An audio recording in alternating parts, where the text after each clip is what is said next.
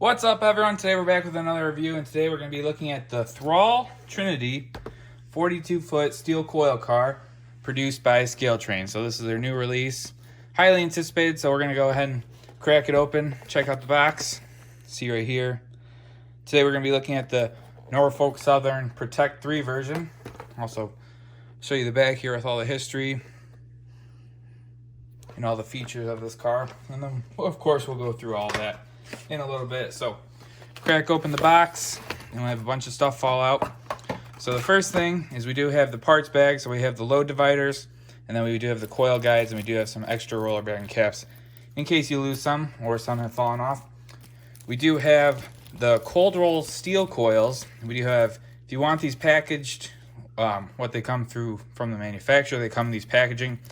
So if you want to put the stickers on, you're able to do that. And then you do have the exploded parts diagram, gives you a little bit more history, and then all of the features, and if you need to order more parts, nice big diagram.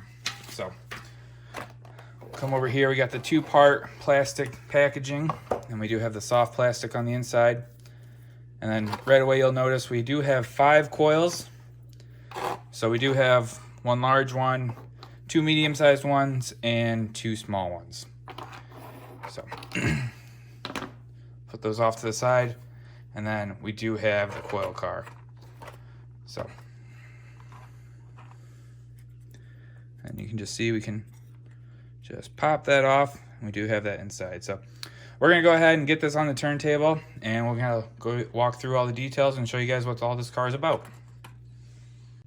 All right, so the first thing we're gonna look at is actually the coil car hoods, and these are what protect the steel coils from getting wet and from other elemental damage. So these are on top of the cars itself. One of the things that ScaleTrains does really well is road-specific details and doing a lot of different specific details for different roads. So in this series, there are 3 different types of hoods. There is the Protect one, which we have right here. You can see the NS Protect 3. Then there's a late and early version, and this Indiana Harbor Belt one is the late one, and you can tell that because there should be, on the early one, they do have the handrails, and these grab irons go all the way around and be attached to the actual hood instead of on the car body. So we'll take a look at that, but a lot of detail packed onto all of these. You can see on this NS hood one, we have a lot of rivet detail. We do have the square lifting bail, and we do have a different style of attachment to the actual car hood. We do have wire grab irons running down the length of the car. So just a lot of detail packed into these. Check out the inside. Not a whole lot going on, but. And then we'll come over to the Indiana Harbor Belt one. You can see it's got the rounder style, and it does have these lifting bracket squares running down the top of the car body, or the hood body. Come over to the other side, you can see what I was talking about earlier, where it has that style of the early style where the handrails are actually attached to the car hood, and then this late one does not. So we do have separately applied grab irons as well on the corners. So we have the 4 corners, and overall just very nice hoods. I think they'll look great on any layout. All right, so now we're gonna look at the actual steel coils, and every car comes with 5 individual coils. Comes with 1 large, 2 smaller ones, and then 2 very small ones. So all of these are weighted, so you can tell if you look in the center hole, you'll see one portion is filled in, and that is the weighted section. So when you put these in the car body, you want to make sure that the weighted section is down, keep the center of gravity low. Helps with stability, helps it track a little bit better. You do have the medium ones over here, and then for the medium ones, half of them are not weighted, so you'll get one that's not weighted. So you can see this one doesn't have the half moon, so you can tell it's a little bit lighter.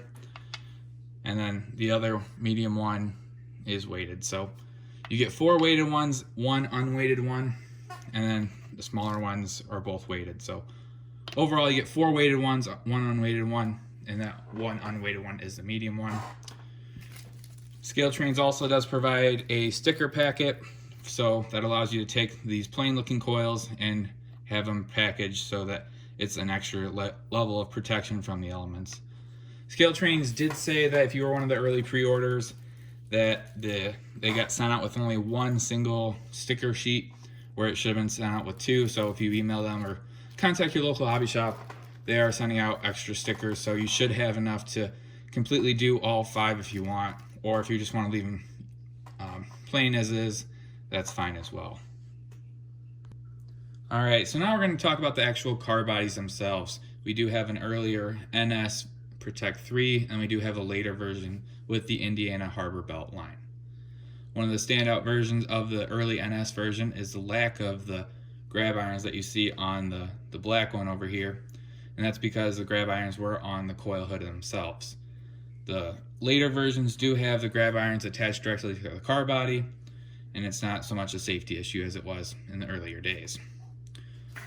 Looking over the end of the model, we are on the AN, so we do have nicely separately applied end ladders. We do have the coupler cut lever right here attached to the metal coupler. We do have grab irons on these 2 ends. A little bit hard to see, but they are right there. We do have the etched metal walkway. You can kind of see some of the differences as well between the late and early versions. We do have different draft boxes, and these look pretty narrow, look really good. We do have the separately applied train line air hoses right there. Scrolling over to the other side, you can see we do have the rotating bearing caps with the reporting marks on the sides of the truck, and then depending on what version you have, you might have the blue caps on like a later version, or you might have the black caps on an earlier version. We do have the photo etched walkway running down the side of the car body. On the top of the car body, we do have the laser cut wood finish. You can see it's been hand applied with a detailed wash. Overall, looks pretty new, but if you want to continue on and have a little bit dirtier look, it still gives you the option to do that. Coming over to the other side on the brake end, we do have the brake wheels. This one is in yellow, and then the later version is just black, but it might depend on your road specific detail that ScaleTrains does so well. And we do have the chain going down to the brake ring on the bottom side. All right, so we're going to take a look at the underside of the car, and you can see we do have the brake piping running from the train line air hoses, goes under the truck to the actual, keeps going through to the cylinder, and then we do have the cylinder goes to the brake piston, the brake brackets, and then goes through and back to the other train line air hose. We do have the triple valve and support brackets, and then we do have the brake lever, support brackets as well. And then all the brake lines are plastic, but they all do include brake supports like this one and this one, so they should be held in there pretty well. I wouldn't think there would be any issues. And because these cars are pretty low and pretty exposed, you should be able to see a lot of this brake detail while the car is moving, and will provide a really good detail on the model. Several details like the coil hood pins need to be added to the model by the modeler itself.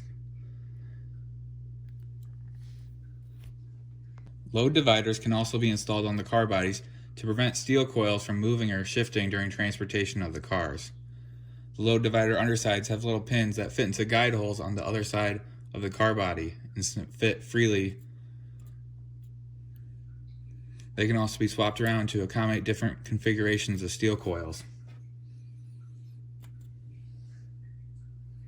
Alright, so we're going to go ahead and throw up the rubric, and we're going to throw some scores at you while the run-by shots are going on. So packaging, accuracy, and paint were all good, all what you expect from ScaleTrains. Some issues in the detail department. The large coils don't fit under the coil hood. They're a real snug fit, and when you put the coil hood on the car body, there's a noticeable gap, so I thought that was a pretty big issue. Almost, I think I purchased 5 cars, 4 of them had loose walkways on that long car body side, so it's real hard to get it to fix right because it's kind of secured at 2 ends and bows in the middle. So even when you secure it down on the middle, you still get some minor bowing kind of in those intermediate spots. So that's a pretty big issue, especially on 4 out of 5 cars. Not great. The weights I also thought was weird, how they only did 4 out of the 5. Maybe it was just they didn't want the cars to be too heavy, or once they got it over that the NMRA weight, they kind of figured that was good enough. I don't know why you would have 4 out of your 5 steel coils be weighted and just not have the other one. So I also was really surprised that the weights weren't done better. Almost expected a lot better out of ScaleTrains. I would have just made the whole thing a little bit lighter and then had it so that you could see all of it instead of that little half moon showing, which I overall just thought was a little bit disappointing from ScaleTrains. So I took away 2 points for the large coils, 5 points for the walkways, and 2 points on the weights, just because I thought they could have done better on all those. Couplers, trucks, and wheels. The couplers, most of the couplers were low, so I took away 2 points for that. Almost all of them, all 5 of my cars were low on some point, so that's still an issue. The trucks were good, no issues on the trucks, and the wheels were all engaged, no issues over there. Rotating bearing caps, always a nice feature. Operations out of 10 points. I took away 2 points because it's out of underweight. So you almost have to run these cars with all 5 weights and the coil hoods for it to be NMRA weighted. These cars are extremely light without any weights, just by the car body itself. So I wouldn't run those kind of by themselves. So that's a little bit of an issue.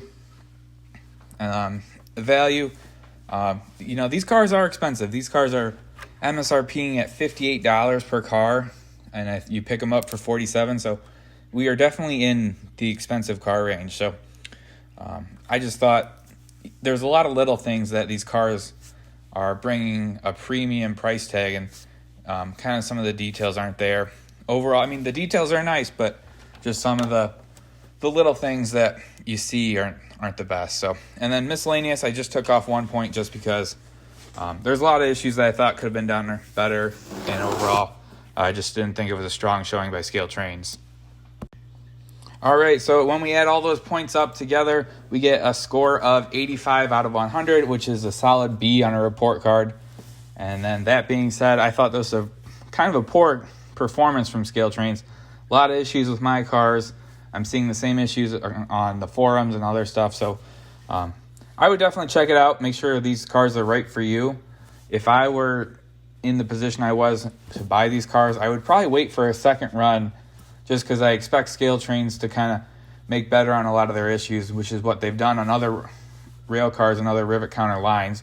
They've kind of said, this wasn't done correctly, or we could do it better. And then that second or third release is a lot better car than that first one. So overall, I just thought, very nice cars, extremely well detailed, but they're just kind of pushing on that envelope where, is it too well detailed that you can't even handle it and it just breaks? And that's something that some people have to consider. Do I want to pay $10 less for a less detailed car that I can actually run? So that's kind of what the choice you're going to have to make. So, I thought it was it's a strong car overall, just by the rankings, but kind of expected more out of ScaleTrains. But and then, like I said, I'm not going to purchase any more out of this run, and we'll kind of reevaluate if they make another run of these. So tell me what you guys think, if you guys have had these same issues. So tell me what you guys think, comment, rate, subscribe, and we will see you next time.